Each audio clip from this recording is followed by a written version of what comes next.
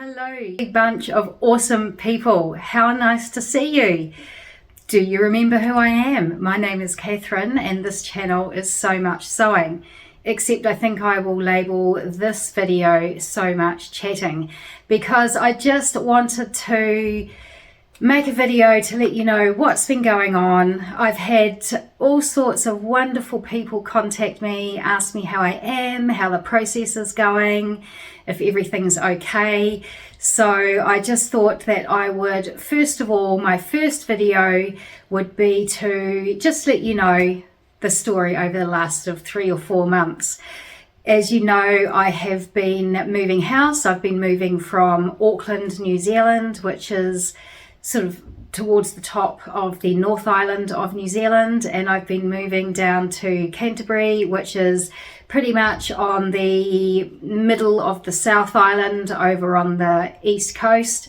And it's been a process, so I just wanted to talk you through that. Thank you again for everybody who has reached out to say hello in that time. I really appreciate the fact that you haven't forgotten about me. I'm back, so there will be more videos from me. This first one is just very chatty. The next one I have will be showing you my sewing room and how it went from a bunch of boxes to what it is now. I'll quickly show you my stash, which I have promised to do for ever since I first started, really. So I'll show you my stash. And I have some makes to show you, and then the next video I will talk you through some fabrics that I have purchased over the last few months. So I've got videos planned and coming up, so please do stay tuned. If my warbling on about my personal life isn't to your taste, I perfectly understand. No need to watch. It would be nice if you gave me a little like before you left though, that would be great. And of course subscribe if you haven't already, because there's much more to come from me and I look forward to getting back on the wagon. So what's been happening? Well, the first thing was getting the house ready for sale. We did purchase the house 10 years ago, and it was 10 years to the month when we left, when we actually moved out. So that was pretty amazing. No, so 10 years and 1 month when we moved out. And we did purchase it as a doer-upper. It was 25 years old at that stage, and it hadn't been redecorated. Well, I think it had been painted. A couple of rooms had been painted in that time frame, but it really wasn't anything very flash at all. Some of it was very, very original, and the very first thing we did was rip out the Scody old kitchen, which if any of you have watched The Young Ones, which is an English comedy from, when was it? Was it the 1990s? I'm not sure. You English will know The Young Ones if you're my sort of age. And if you think about what The Young Ones' kitchen might look like, that's what our kitchen looked like. It was disgusting. I could not have used it. So that was the very first thing we did. Pulled out the kitchen. We replaced flooring. There was really the downstairs loo and our back sort of rumpusy room and office area and 1 bedroom upstairs that we hadn't redecorated. Oh, and the hallway downstairs. So we had done a lot of work. But anyway, so we knew we needed to do a certain amount of work to the house to finish it off.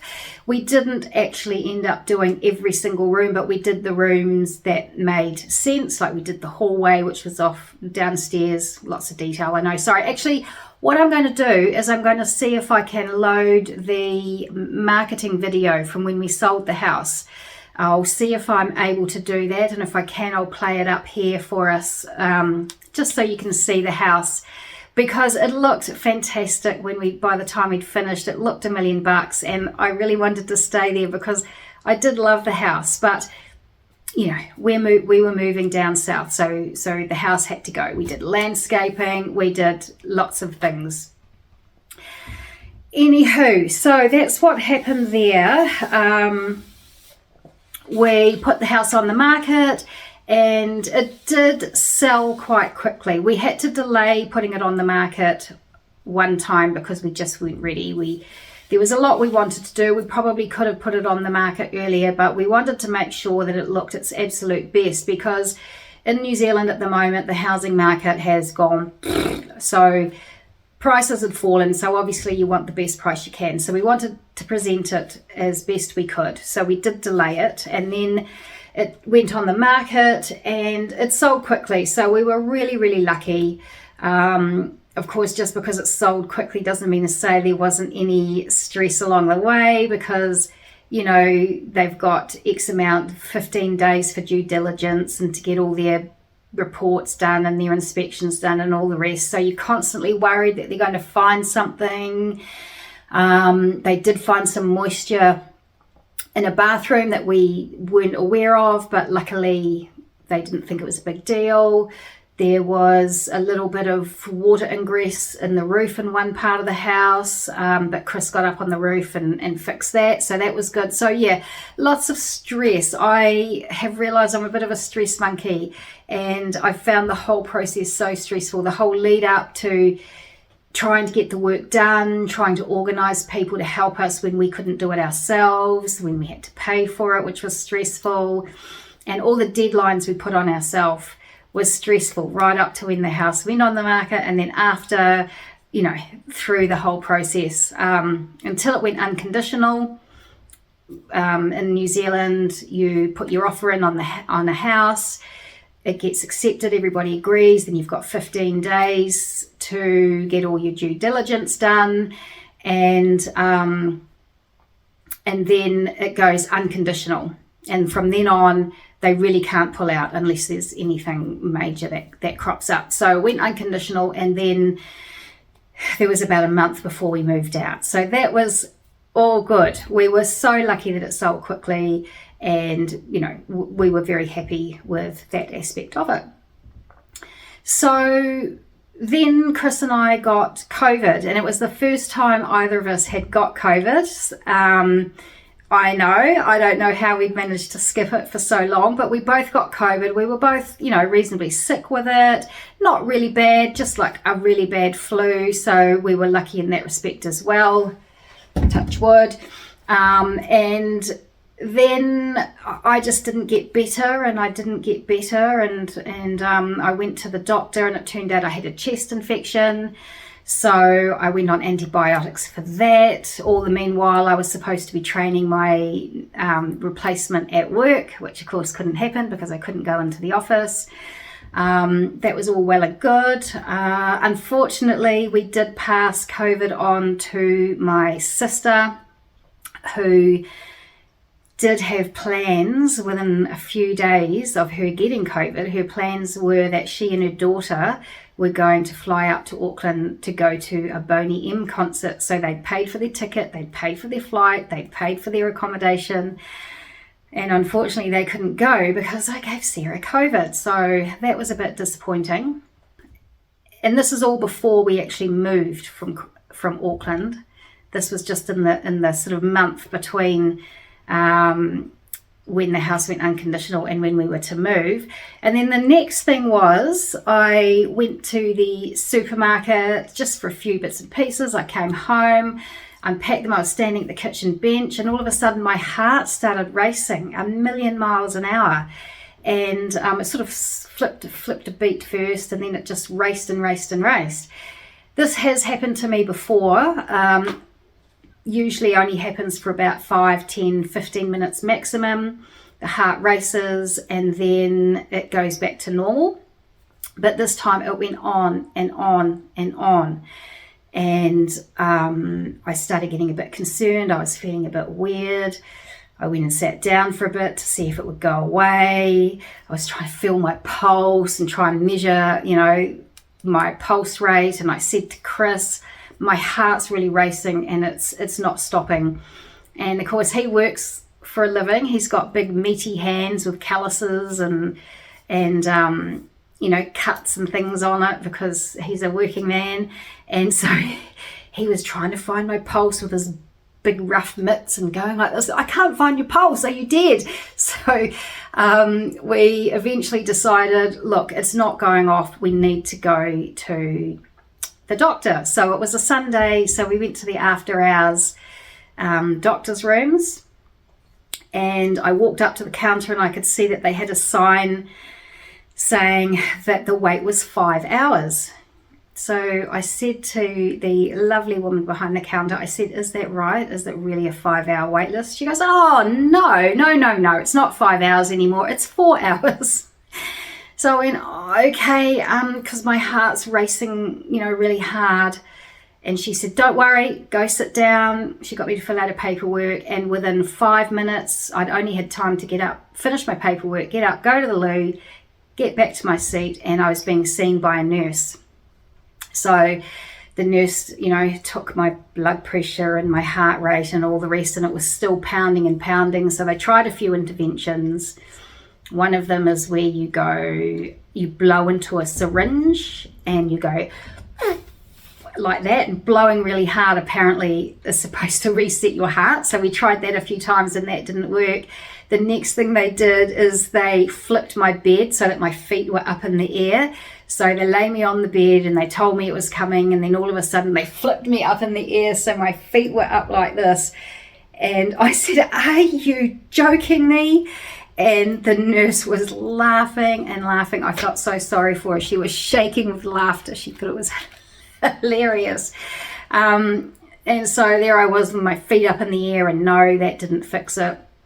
So we then had an ambulance called, and the ambulance came and took me away. I went in the ambulance and Chris followed behind. All the while my heart was still going, like about 184 beats per minute. This was like for about 4 hours at this point.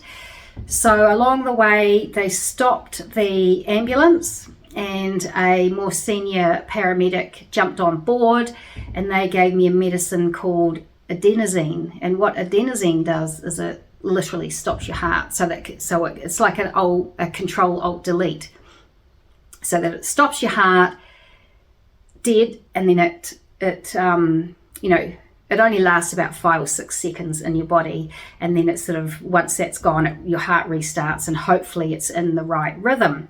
Sometimes it can take 2 or 3 of these injections of adenosine. They put a lure in my arm and that went in through my arm. But it happened after just the first application. So that was really good. My heart rate came right and it stayed right. It's been, perfect ever since. So that was all a bit of an adventure, and then we got to the hospital and I ended up staying for about 3 or 4 nights while they did a whole bunch of tests, just to make sure that everything was okay.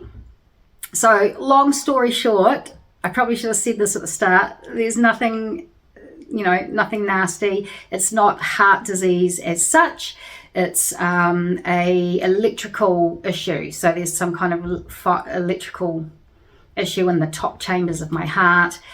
As I say, I have had this before, but not to this extent. It's always come right by itself. But it's called supraventricular tachycardia, or SVT for short. So not life-threatening, not a heart disease. It can't kill you unless you have many, many episodes, of long duration, and you don't get it resolved so that your heart gets weakened. So I've got what they call pocket pills, and I can take the pill if it occurs again, which it hasn't yet, and that's been 3 months, so it's okay. I do need to go for more tests and things. I want to do some stress tests just to make sure that it's not more serious than they thought, so that's coming up. It's going through the public health system, so it will take forever. But yeah, so that was that. So we finally got to the point where we were moving out of the house. We got packers in to pack everything and move it for us, because I just did not have it in me to do that. This whole time while we were working on the house and getting it ready and then had it on the market, I'm really sorry, but I just didn't have it in me. I didn't even do any sewing, because sewing was my sewing room was the first thing that we packed up, because it was my sewing room and we needed to present it as a bedroom so that, prospective purchasers could see it as a bedroom. So all my sewing gear was packed up first. It was the first room to be packed. So I didn't have my sewing gear. I wasn't sewing. To be honest, I really didn't have the mental capacity to be sewing. I certainly didn't have the mental capacity to be filming. I'm sure you all understand, and I'm sure you didn't like miss me like it was a problem or anything. I'm really happy to be back, and I'm happy that I'm going to be producing videos each week like I always ever did. But at the time, there was just no room. There was no room for sewing or videoing. I'm sure you can understand. Anyway, so we got the house packed up, and we got the cat picked up. You're getting all the details. Oh my gosh, you're getting all the details. We're already 15 minutes into it. You're probably bored to tears already. But anyway, so we got the cat sent down, picked up and flown down to Christchurch and put her in a Canterbury while we got the house packed up. The dogs went into a doggery, a kennels, while we got the house packed up. And then once everything was packed up, we picked the dogs up, and we were driving from Auckland to Wellington, which is about an 8-hour drive. And then we were staying in Wellington overnight and catching the ferry with the dogs to Picton, and then driving from Picton down to Christchurch. So that first 8 hours, we had a lovely leisurely drive. We stopped a lot, and it was all very pleasant. But what the kennels hadn't told us when we picked the dogs up was that one of the dogs was sick. They had tummy trouble. And so this poor dog had tummy trouble, and it wasn't just I won't go into details, but it wasn't just, a bit of diarrhea. It was explosive. It was a thing. So, But we stopped enough times that she was able to go to the loo when she needed to, and we had no problem, but we did know that she was sick. And then we got to the B&B in Wellington, and it was a pet-friendly B&B, and it was all very well and good. And then in the middle of the night, we woke up to... We woke up to that sound, and we freaked. And of course, yes, all over the carpet. So we cleaned that up best we could, and we had to leave very early in the morning. So actually what we did, we cleaned it up, and then every sort of hour we kind of woke up from there and took her outside just to make sure she didn't want to go to the loo. And then we left really early in the morning, about 5 or 5:30, something like that. So I sent the owners a detailed message explaining it all, and it's all fine. And so then we got on the ferry. We used a pet-friendly cabin, which was really amazing. So the dogs were in the cabin with us, just this tiny little cabin. And by that stage, that dog was obviously feeling a bit better because there was much less of that. We could take the dogs out onto the deck and for some exercise, and that's where they went business if they needed to go business. And we just cleaned it up off the deck of the boat. So the white dog started feeling a bit better, and then the older dog, the brindle dog, she got sick. She was a day behind Jazz. So Fluffy got sick, and so Fluffy was again not in the cabin, so we did well there, but yeah, on the deck of the ship. Poor Chris, he took Fluffy out to go toilet, and he found an attendant, and he came back to the room, and then he found an attendant to say, look, sorry, we need help cleaning up the dog mess. And they said, oh no, it's fine, don't worry. He said, you'll need a mop. We'll do it. He said, you'll need a mop. She goes, okay, fine. She didn't realize it was literally, anyway, I don't want to go into details. You don't want to know that. So we got off the ferry, and so obviously Fluffy was really sick, and we couldn't stop because we were on a timetable, a deadline by that point, because we had to get the dogs into their destination kennel by 6 o'clock that night. or, you know, we had nowhere to put them because we were staying with my sister, and she's got 2 little chihuahuas, so we couldn't take our dogs with us to her house. So we had to get them to the kennels in Christchurch by 6 o'clock. So I rang the kennels and I said, look, they're sick. I'm really sorry. We need to take them to the vet. Can you suggest a vet? They suggested vets close by them. I rang them. They couldn't take the dogs at short notice. So all the way from Picton to Christchurch, I was ringing vets, at points along the way, at different locations along the way, trying to find someone who had an appointment, who could look at the dogs. And so I did eventually find a vet. There was no time for stopping. We did 1 or 2 stops, but there was just no time for all the constant stopping just to make sure. And at one point we did hear a noise in the back, but we just had to keep going. And luckily we had lots of blankets, in the back of the station wagon. So that's where it ended up. It didn't end up in the car. We were able to throw the blanket out, so that's fine.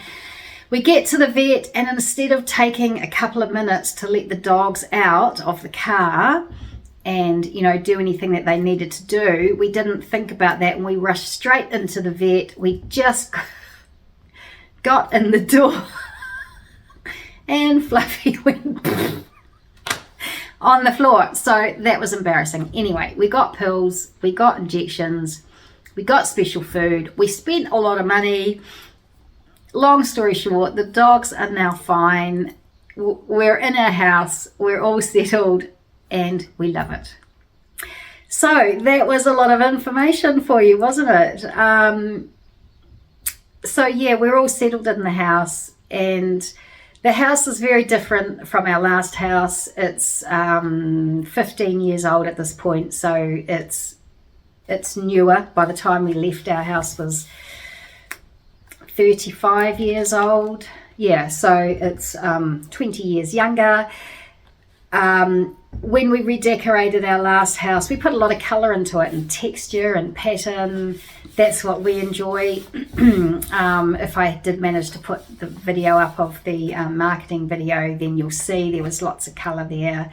This house is you can see the colour of the walls behind me. Every room is this colour. There's no accents, there's no wallpapers, there's nothing. It's all this colour, which is fine.